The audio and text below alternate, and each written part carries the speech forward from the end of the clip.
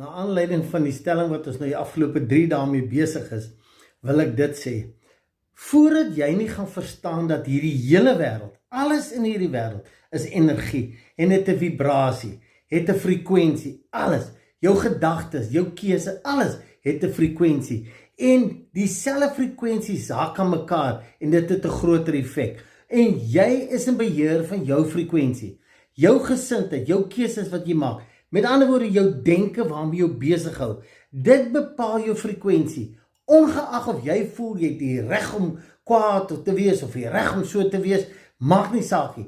Hierdie energiewêreld het net een missie en dit is om jou frekwensie te beantwoord. Soos ek altyd sê, jou frekwensie, jou gesindheid, dit wie jy uitstuur, is jou bestelvorm. En al wat hierdie universe sê is, your wish is my command, I'll give you more. As jy gat vol is, kry jy net meer gat vol.